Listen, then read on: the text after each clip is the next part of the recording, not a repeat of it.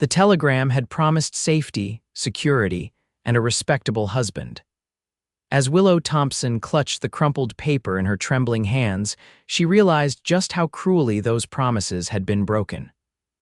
Standing on the dusty auction platform in the frontier town of Copper Creek, Montana Territory, 1878, Willow found herself not as a bride-to-be but as merchandise. $500 for the Eastern girl, do I hear $550? The auctioneer bellowed, his voice carrying across the crowd of rough-looking men who eyed her with unsettling interest. Willow felt her face flush with humiliation and anger as she stood there in her best traveling dress, now soiled from the arduous journey west. Just 3 weeks earlier, she had been a seamstress in Boston, desperately seeking escape from mounting debts after her parents' deaths. The advertisement in the newspaper had seemed like divine providence. Respectable gentleman in Montana Territory seeks bride, passage paid. She had corresponded briefly with a man named Harold Jenkins, who claimed to be a successful merchant. His letters had been proper and kind. Now she understood they hadn't been written by any merchant at all, but by the odious man conducting this auction. 600. Shouted a red-faced man with whiskey on his breath. 650, countered another, a silver-haired gentleman old enough to be her grandfather. Willow blinked back tears, refusing to give them the satisfaction of seeing her break.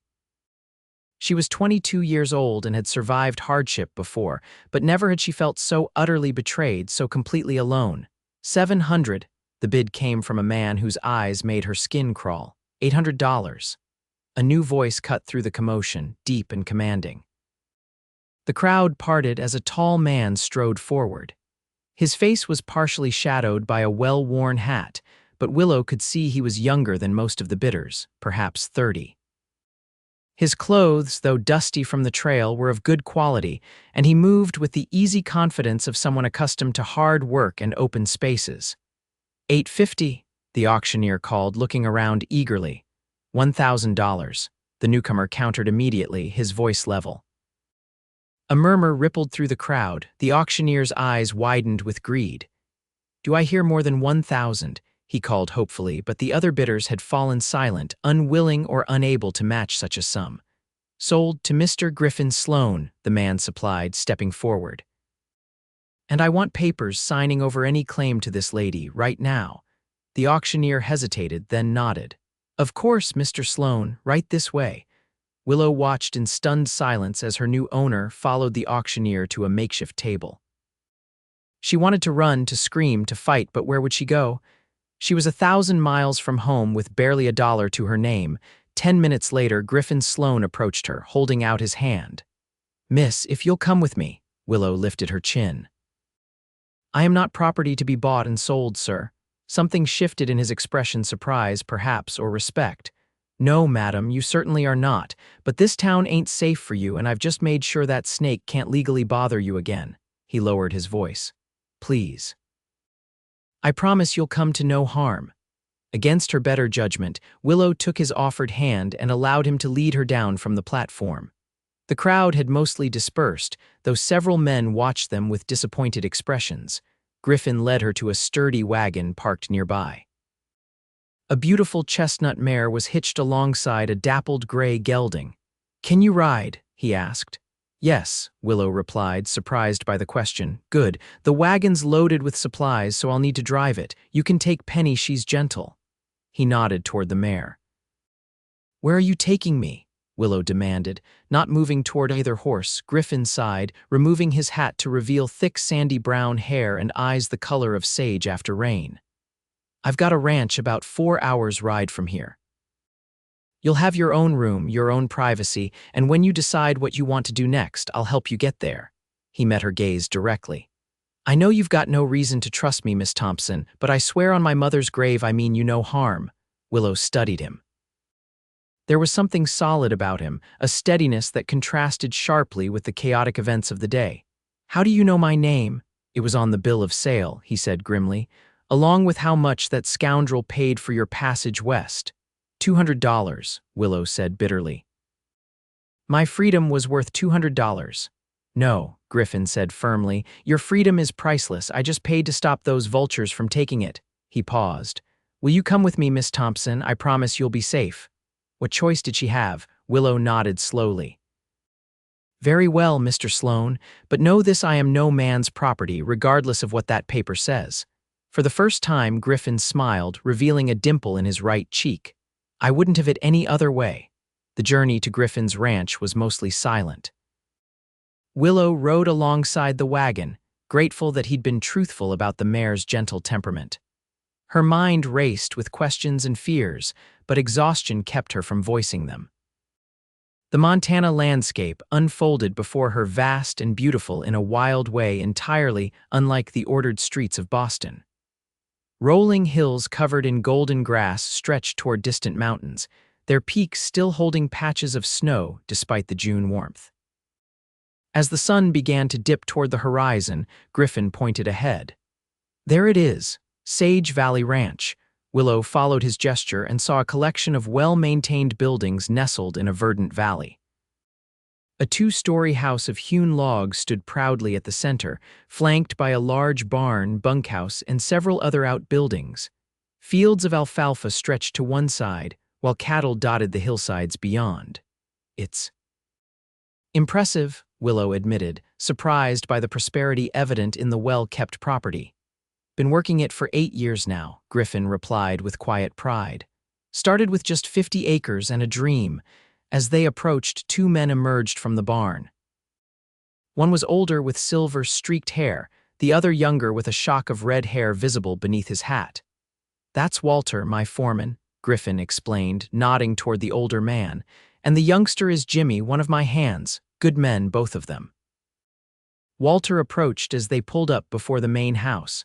Everything all right, boss. Wasn't expecting company. Griffin dismounted and moved to help Willow down from her horse. She accepted his assistance stiffly, her legs cramping from the unaccustomed ride. Walter, this is Miss Willow Thompson. She'll be staying with us for a while. Griffin's tone left no room for questions. Please ask Martha to prepare the guest room. Yes, sir. Walter tipped his hat to Willow before heading toward the house. Martha is our cook and housekeeper, Griffin explained. Been with me since I built this place. She'll help get you settled. Willow nodded, trying to process everything. Mr. Sloan, I appreciate your intervention today, but I need to understand what happens now. Griffin led her toward the house, Jimmy following with her small trunk. What happens now is you get a proper meal, a hot bath, and a good night's sleep. Tomorrow we can figure out the rest. The interior of the house surprised Willow. While certainly rustic compared to Boston standards, it was comfortable and well appointed. A large stone fireplace dominated the main room, surrounded by sturdy furniture upholstered in warm fabrics. Bookshelves lined one wall not merely for show, Willow noted, as the volumes showed signs of regular use. Martha turned out to be a sturdy woman in her 50s with kind eyes and a no-nonsense manner. She welcomed Willow without prying questions and quickly set about preparing a bath and meal. An hour later, clean and dressed in a fresh cotton dress from her trunk, Willow found herself seated across from Griffin at a well-set dining table. Martha had prepared a hearty meal of roast beef, potatoes, and fresh bread, served with strong coffee. You must have questions, Griffin said after they had eaten in awkward silence for several minutes. Willow set down her fork. Why did you pay so much for me? Griffin's expression darkened. I didn't pay for you, Miss Thompson. I paid to stop something wrong from happening. He took a sip of coffee. I rode into town for supplies and heard about the auction. It's not the first time Jenkins has pulled this scheme, bringing unsuspecting women out here under false pretenses. You know him? Willow asked sharply. Know of him. He operates throughout the territory. The law hasn't caught up with him yet, but they will. Griffin's jaw tightened. No decent man would treat a lady that way, and you consider yourself a decent man. Willow couldn't keep the skepticism from her voice. I try to be, he answered simply. My mother raised me to respect women and to stand up against injustice when I see it. You mentioned helping me get where I want to go. Did you mean that? Griffin nodded. The stagecoach comes through Riverford. That's the nearest proper town every Tuesday heading east. If you want to return to Boston, I'll provide the fare. Willow stared at him, confused by his generosity. And if I don't want to return to Boston, Then you're welcome to stay here until you decide what you do want. Martha could use help with the house, especially now that we're heading into roundup season. I'd pay you fair wages. As your servant? As an employee, Griffin corrected firmly, with all the respect and independence that entails. Willow considered his offer. The truth was, she had nothing to return to in Boston, no family, mounting debts and memories that cut like glass. Yet staying here, dependent on a stranger's charity, went against everything her independent spirit demanded. I'll consider your offer, she said finally. But I want to be clear, I won't be beholden to any man, especially one who holds a bill of sale with my name on it. Griffin reached into his pocket and withdrew the folded paper. Without a word, he struck a match and held the flame to the document's edge. Both watched as it caught fire, curling and blackening until Griffin dropped the last corner into his empty coffee cup. There, he said quietly. Now it never existed. That night, lying in a comfortable bed in a clean, private room, Willow tried to make sense of the day's events. Griffin Sloan was an enigma, a man who had paid a small fortune to free her, then immediately offered her true freedom. His actions spoke of integrity, yet Willow's trust had been so thoroughly broken that she couldn't help but search for ulterior motives. Morning came with the sounds of a working ranch horses nickering, men calling to each other, the distant lowing of cattle. Willow dressed in her most practical garment, a navy blue cotton dress with a simple cut, and ventured downstairs. Martha was already bustling around the kitchen, kneading dough for the day's bread. "Good morning, Miss Thompson. Sleep well?" "Yes, thank you," Willow replied, surprised to find it was true. "May I help with anything?" Martha looked pleased. "Could always use an extra pair of hands." "Coffee's hot if you'd like some."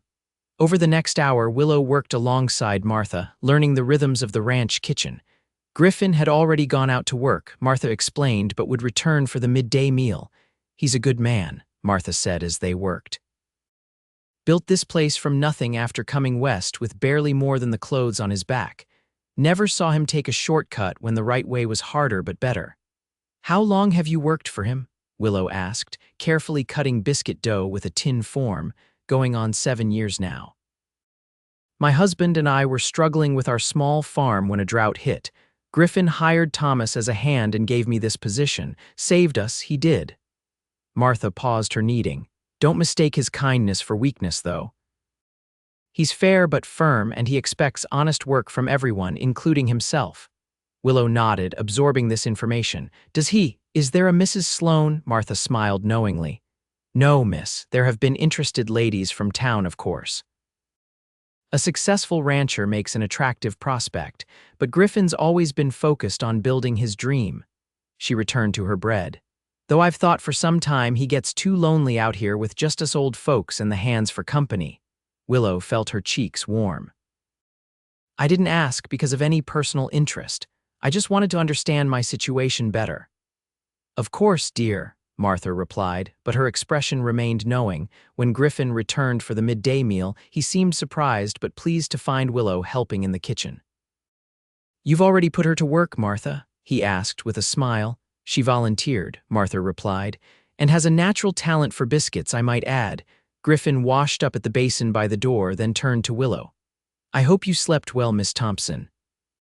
Have you had a chance to consider what you'd like to do?" "I have," Willow said carefully. "I'd like to stay, at least until I can earn enough for passage wherever I decide to go next. If your offer of employment is genuine, I accept." Relief visibly crossed Griffin's features. "It is indeed genuine. We can discuss terms after we eat." The terms Griffin offered were more than fair room and board plus a monthly salary that exceeded what Willow had made as a seamstress in Boston. Her duties would primarily involve helping Martha with the house and meals, particularly during the busy seasons when the bunkhouse was full of additional hands. "I can sew as well," Willow offered. "I worked as a seamstress in Boston." Griffin's eyes lit up. "That's a valuable skill out here. Nearest dressmaker is in Riverford, and she charges a fortune. I'm sure there'd be plenty of mending and piecework from the ranch alone, not to mention possibilities in town once word gets around." And so Willow began her new life at Sage Valley Ranch. The days quickly fell into a pattern mornings helping Martha with breakfast and household tasks. Afternoons often spent sewing on the wide front porch where the light was good.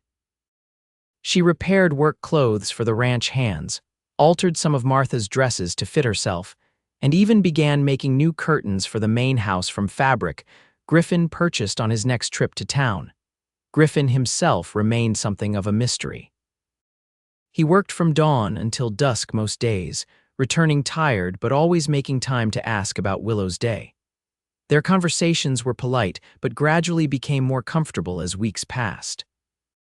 Willow learned he had come west after the war, seeking a fresh start after losing his family farm in Pennsylvania to debt. He spoke with passion about his dreams for the ranch, his plans to expand the herd and perhaps add sheep to diversify. "Cattlemen and sheepmen don't typically mix," he explained one evening as they sat on the porch after supper.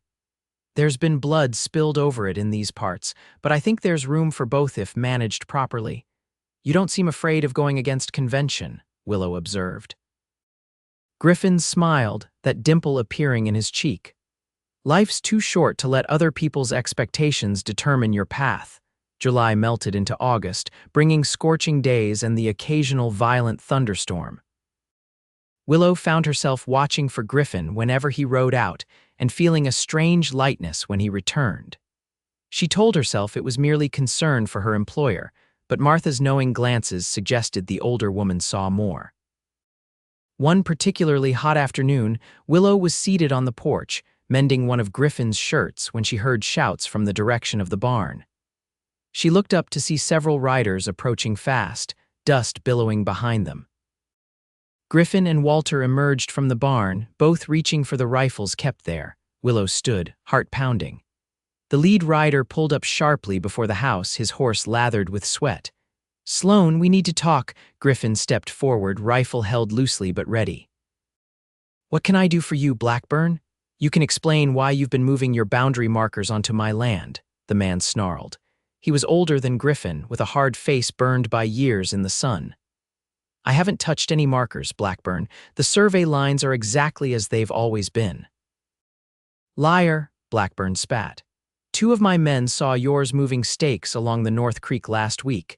Griffin's expression remained calm, but Willow could see tension in his shoulders. "My men have been repairing fences that your cattle broke through. The stakes haven't moved." "This isn't the first time you've tried to cheat me, Sloan," Blackburn growled, his hand hovering near his pistol. "There's never been a first time," Griffin countered.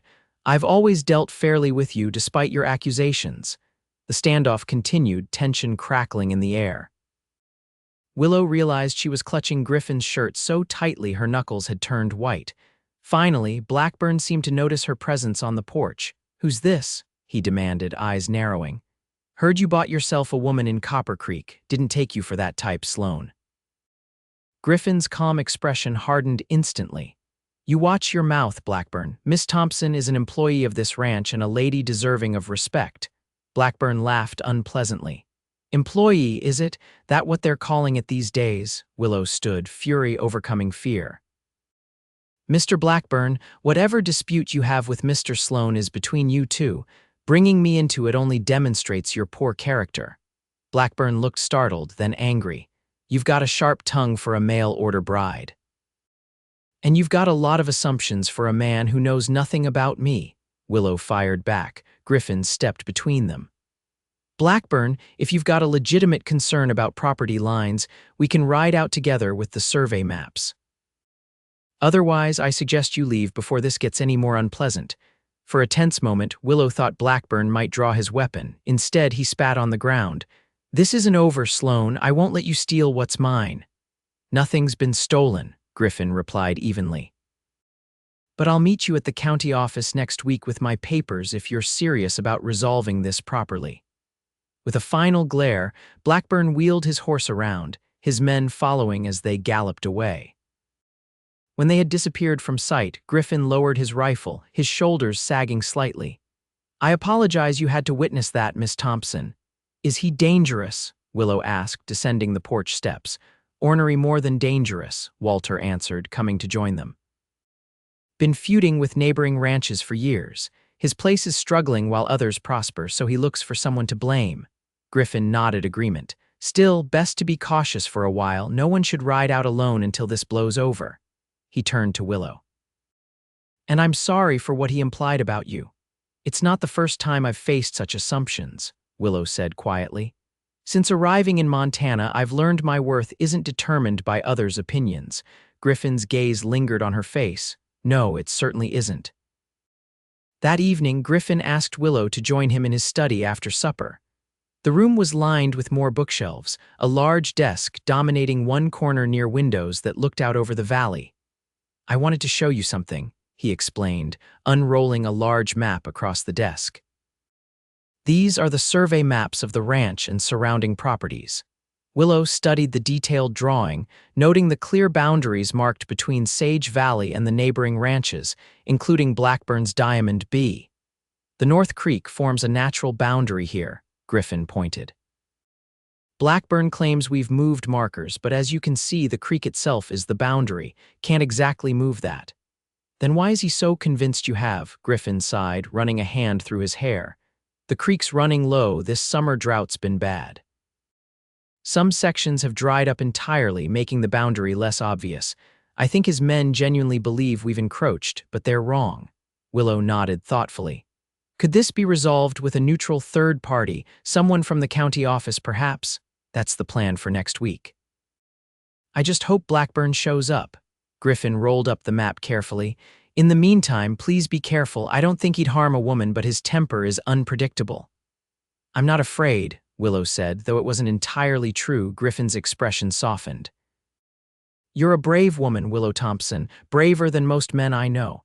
It was the first time he had used her given name, and something in his tone made her heart flutter strangely. I've had to be, she replied softly. Would you tell me? Griffin asked, leaning against his desk. About Boston, about what brought you west. You don't speak much of your past. Willow hesitated, then nodded. My parents died last winter. Influenza took them both within days of each other. I had been working as a seamstress in a dress shop, but the wages barely covered our room and board. After they died, I couldn't keep up with the debts my father had accumulated. Griffin listened silently as she explained how she had seen the advertisement, how the letters from Harold Jenkins had seemed so respectful and genuine. He wrote that he was a merchant who had built a good life but lacked a companion to share it with, Willow continued, her voice bitter at the memory. He sent money for my passage and promised a respectable marriage. I was desperate enough to believe him. That wasn't desperation, Griffin said gently. That was hope. There's no shame in that. Perhaps not, but there was certainly foolishness in not investigating more thoroughly. Jenkins is a practiced deceiver. You're not the first woman he's lured west under false pretenses. Griffin's expression darkened. Though if I have anything to say about it, you'll be the last. What do you mean? I've been corresponding with the federal marshal's office. They're building a case against Jenkins for fraud and other charges. My statement about what I witnessed, along with yours if you're willing, could help put him away. Willow felt a surge of vindication. I would be very willing, Griffin smiled. I thought you might be. As they talked into the evening, something shifted between them. The formality that had characterized their interactions began to dissolve, replaced by a growing ease and warmth. When Willow finally rose to retire for the night, Griffin walked her to the stairs. Thank you for sharing your story with me, he said, and for bringing your strength to Sage Valley. The place is better for having you here. Willow felt her cheeks warm. Thank you for creating a place where I could find my footing again. Their eyes held for a moment longer than necessary before Willow turned and ascended the stairs, aware of Griffin watching her go. The next week brought new tensions. News arrived that Blackburn had been spreading rumors in town about Griffin importing women for immoral purposes. The lies stung Willow deeply, not for herself, but for how they maligned Griffin's character. You should stay away from town until this blows over, Griffin advised over breakfast. Blackburn's trying to provoke me by attacking your reputation. I won't hide as if I've done something wrong, Willow replied firmly. If I need supplies for my sewing, I'll go to town just as I've done before. Griffin looked troubled. At least don't go alone. I'd accompany you myself, but I need to meet with the county surveyor today. I'll go with her, Martha offered. Nobody in their right mind crosses me, and everybody knows it. Griffin still looked uncertain but nodded. Take the wagon, not horses. Easier to make a quick exit if needed. The trip to Riverford began uneventfully. The small town was bustling with its usual mix of ranchers, miners, and merchants. Willow and Martha visited the general store for fabric and notions, receiving a few curious looks but no outright hostility. As they loaded their purchases into the wagon, however, Willow heard a familiar voice that made her blood run cold. Well, if it isn't my investment returned to me. Harold Jenkins stood a few paces away, flanked by two rough-looking men. His smile didn't reach his cold eyes. You have no claim on me, Willow said steadily, though her heart raced. Mr. Sloan ensured that. Ah yes, the noble Mr. Sloan, Jenkins mocked. Paid a pretty price for you, didn't he? Must be getting his money's worth. Martha stepped forward, her normally kind face fierce with anger. You watch your filthy mouth, Jenkins. Miss Thompson is a lady, which is more than can be said for whatever you are.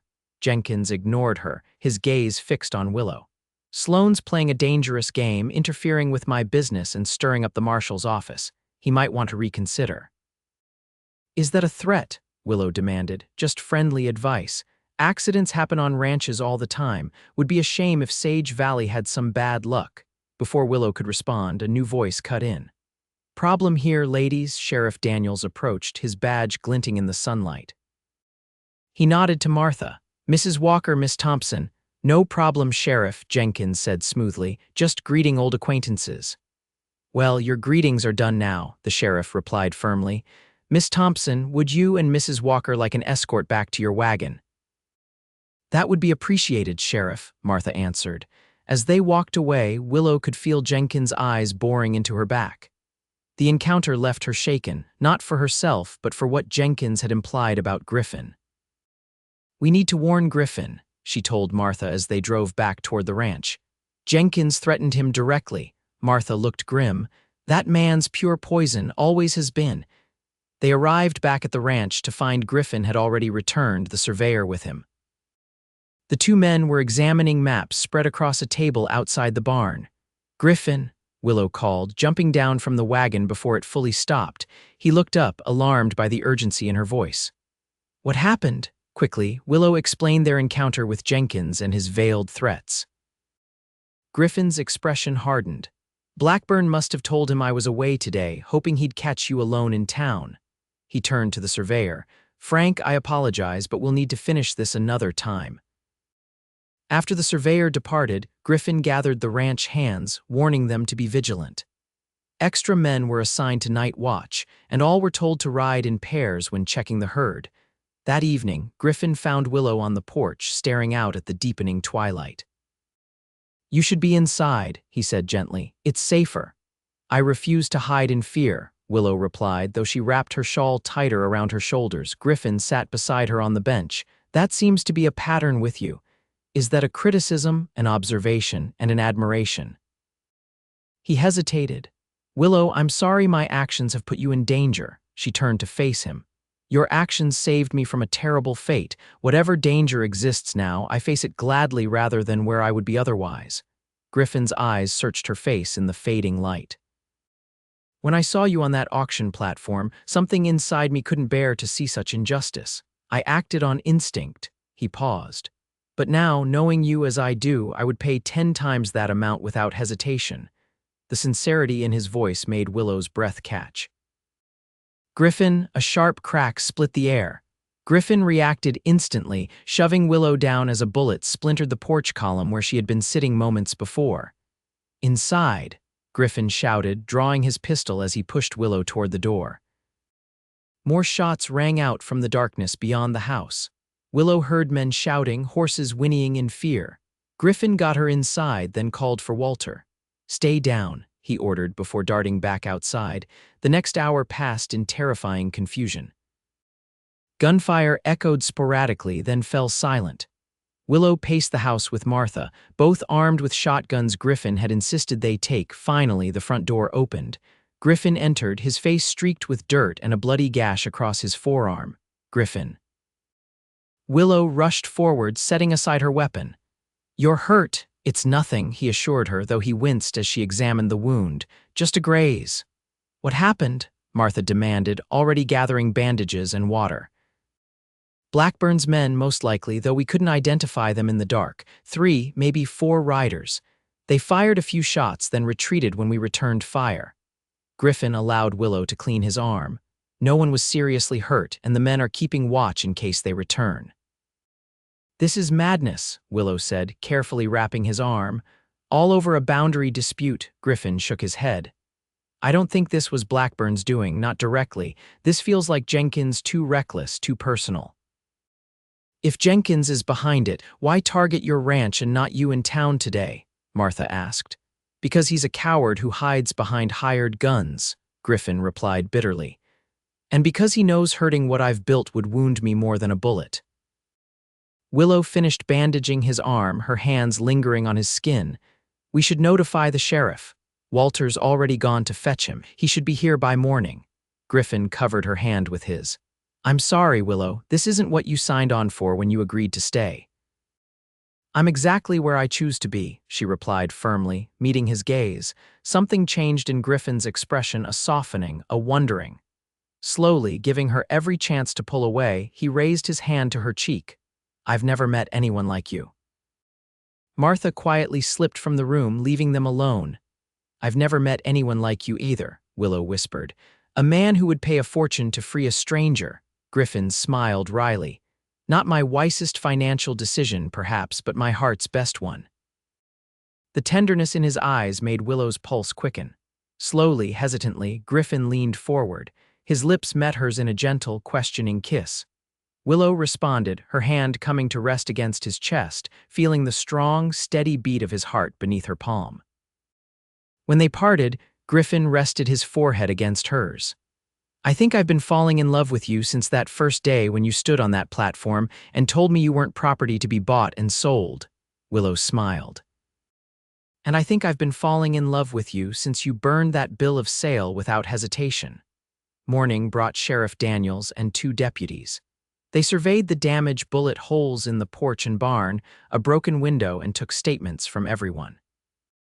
This goes beyond a boundary dispute, the sheriff said gravely. This was an armed attack on your home. He turned to Willow. Miss Thompson, can you identify Jenkins if you see him again? Without question, she confirmed. Good, because I received a telegram yesterday from the federal marshal. They're ready to move against Jenkins, but they need witnesses. He looked between Willow and Griffin. Both of you. 2 days later, Willow found herself in the Riverford courthouse, testifying before the federal marshal about Jenkins' scheme and the subsequent attack on the ranch. Griffin's testimony followed, along with statements from other women who had been lured west under similar false pretenses. The evidence was overwhelming. Jenkins was arrested on multiple charges of fraud, intimidation, and arranging the attack on Sage Valley Ranch. 2 of his accomplices turned on him in exchange for leniency, providing evidence that implicated Blackburn as well. Blackburn's been losing money for years, the marshal explained later. He partnered with Jenkins to provide a distribution network for the women Jenkins lured west, taking a cut of the profits when they were sold to mining camps and worse. Justice moved swiftly on the frontier. Within a week, Jenkins was convicted and sentenced to 15 years in a federal prison. Blackburn faced charges of conspiracy and would likely lose his ranch to cover legal penalties. As summer gave way to autumn, Sage Valley Ranch gradually returned to normal. The damage was repaired, the cattle rounded up for the season, and preparations made for winter. Through it all, Griffin and Willow grew closer, their relationship deepening with each passing day. On a crisp October evening, Griffin took Willow riding to a high meadow overlooking the ranch. The valley spread below them, golden in the late afternoon light, the buildings of Sage Valley nestled securely at its heart. I come here sometimes to think, Griffin said as they dismounted, to remember why I work so hard, what I'm building toward. Willow took his hand as they stood side by side, gazing out at the land. It's beautiful, you've created something remarkable. I used to think the land and the cattle were enough, Griffin said quietly. That success meant expanding the herd, adding more acres. He turned to face her. Now I know that none of it means anything without someone to share it with. He reached into his pocket and withdrew a small wooden box carved with delicate sage blossoms. I've been carrying this for weeks, waiting for the right moment. Willow's heart pounded as Griffin opened the box, revealing a simple but beautiful gold ring set with a small diamond. Willow Thompson, you came to this valley through the worst circumstances, yet you've transformed it with your courage, your determination, and your heart. Griffin's voice was steady but full of emotion. I don't want you as an employee or even just as a companion. I want you as my wife, my partner in everything if you'll have me. Tears filled Willow's eyes as she looked from the ring to the man before her, this good, honorable man who had saved her in more ways than he knew. Yes, she whispered. Yes, Griffin Sloan, I will marry you. As he slipped the ring onto her finger, Willow reflected on the twisted path that had brought her to this moment. A false promise had led her west, into danger and heartbreak. But from that darkness had emerged a love more genuine, more powerful than anything she could have imagined. Griffin sealed their engagement with a kiss as the sun began to set over Sage Valley Ranch, their home, their future. The place where a mail-order bride meant for auction had found not a master but a partner, not a price tag but priceless love. They married on Christmas Day, 1878, in the ranch house decorated with evergreen boughs and red berries. The ceremony was small but joyful, attended by the ranch hands, neighboring families, and even the federal marshal who had helped bring Jenkins to justice. As the years passed, Sage Valley Ranch prospered under their joint care. Griffin's dream of adding sheep proved successful, and Willow's sewing business grew into a small but thriving enterprise. They welcomed 2 children, a son in 1880 and a daughter in 1882, who grew up strong and free on the land their father had claimed and their mother had helped transform. Sometimes on summer evenings, Griffin and Willow would sit together on the porch where they had first kissed, watching their children play in the yard. "Do you ever regret it?" Griffin asked once, answering that advertisement coming west. Willow leaned her head against his shoulder, her hand finding his. "How could I regret the journey that led me to you? Even through the darkness it brought me home." And as the sun set over Sage Valley, casting long golden shadows across the land they both loved, Willow knew with absolute certainty that this man, this life, this love was worth everything it had cost to find.